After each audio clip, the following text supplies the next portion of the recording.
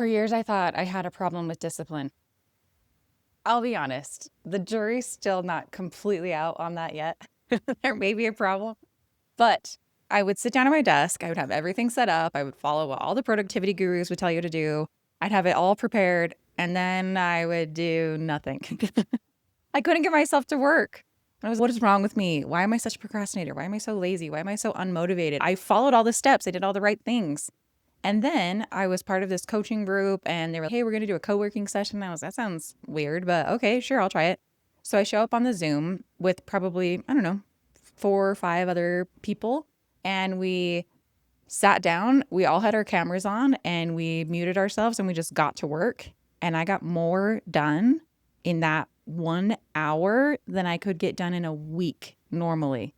It was like it unlocked something in my brain where suddenly I was exactly the super productive version of myself that I had always wanted to be.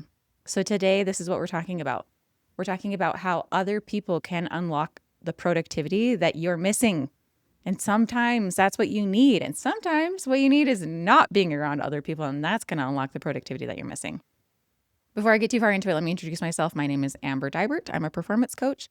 I help high achievers get out of their own way, and I'm the creator of physical productivity. I have a methodology I call Work Like You Work Out, where I like to map how you physically expend energy to how you mentally expend energy. I find that your body already has a blueprint for how you work best, and if you just follow that blueprint, like what I did, you're going to be so much more successful.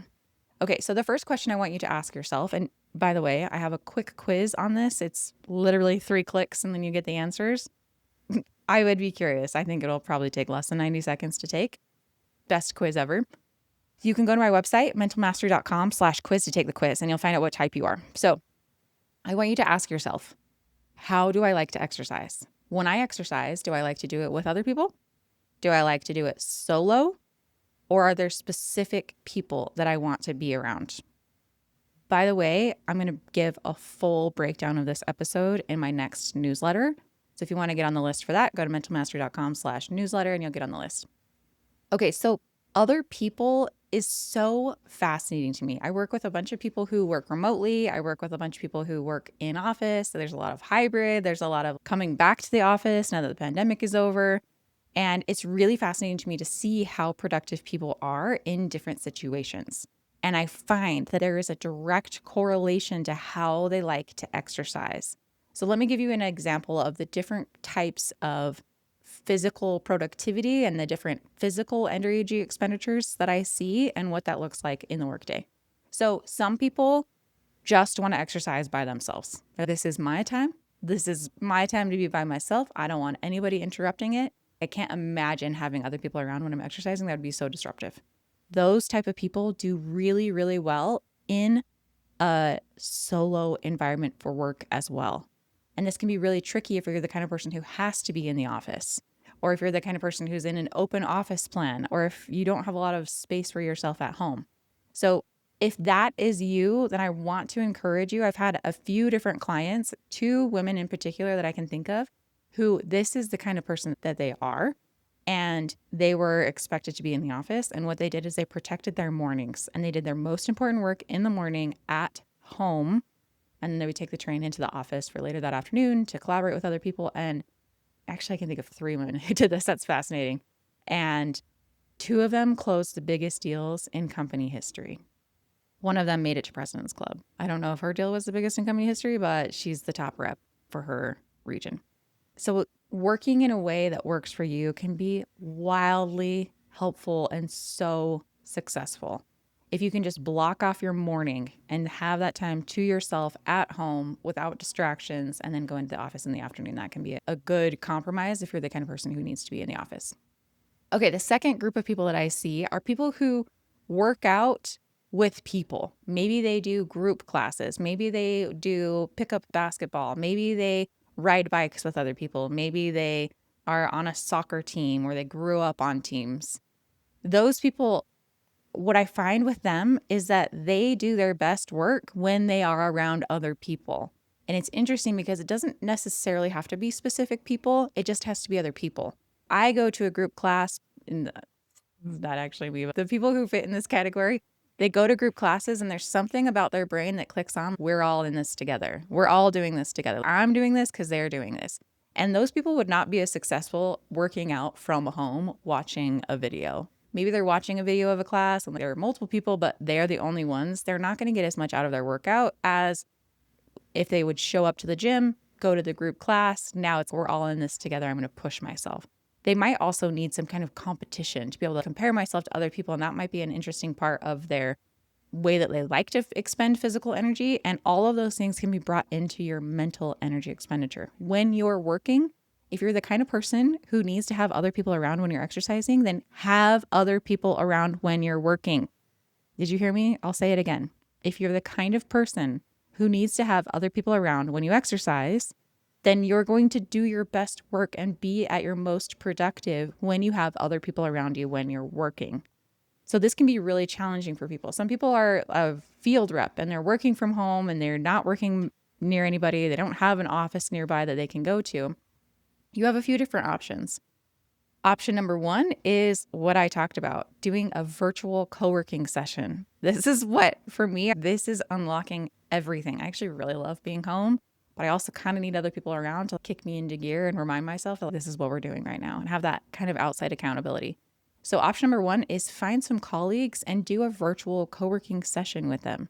Just be like, can we get on Zoom or Teams and have our cameras on, but our microphones off and be working at the same time? What I found was really helpful with this is the groups that I've done it with will do the Pomodoro Technique. So if you're not familiar with what that is, it's essentially kind of like HIIT, high intensity interval training for the workday. So the general standard is you do 25 minutes of focused work and take a 5-minute break, then 25 minutes of focused work, then take a 5-minute break. And so it's helpful to do maybe like a 90-minute working session and just break it into those 25-minute chunks. And you can even in Zoom, I know you can set a timer in the corner to be able to see how much time is left. And in those 5 minutes breaks, then you can catch up with people. You can ask questions. Maybe there's something you're working on. You want to get somebody else's opinion on. It can be super, super helpful to do these co-working sessions, especially with peers or colleagues. And then you can kind of brainstorm as you're working on your work and get better ideas the next time you start working on it. Option number two is you can go to a coffee shop.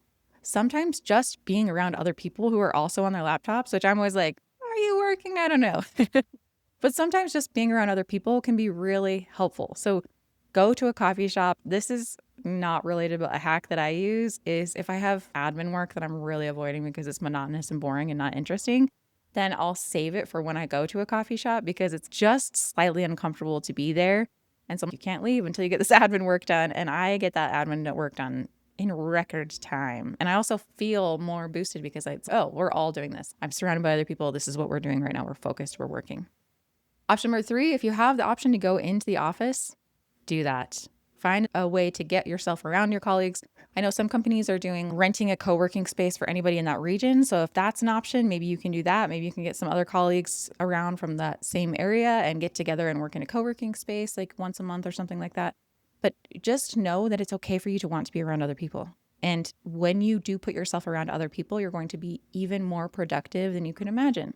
It's not a discipline problem. It's just an environment problem. Okay, that takes us to our third group of people.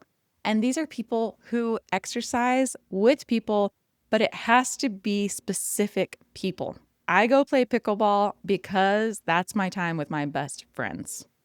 This is a nuance to the last piece, but it's a really important nuance. I found that some people are like this. They exercise, but it's because they're hanging out with those specific people. And I found that if in their workday they do the same thing, they have specific people that they're working around and they can be so much more productive. I have a friend, Kelsey, who's this way. She plays pickleball. She loves pickleball, but it's because it's her people. And in her workday, she's exactly the same. She treats her team like family, and that's the closest people to her. And that's what unlocks this version of being around other people and being more productive because it's her people. So if that's you, ask yourself, if I do like being around other people, is it specific people or is it just anyone? And then optimize for that. That's going to make you a lot more productive. Okay, as I mentioned before, I've got a full recap of this in my newsletter. If you want to get that in print form so that you can have it forever and be able to reference it, go sign up for my newsletter at mentalmaster.com. And if not, I'll see you next week.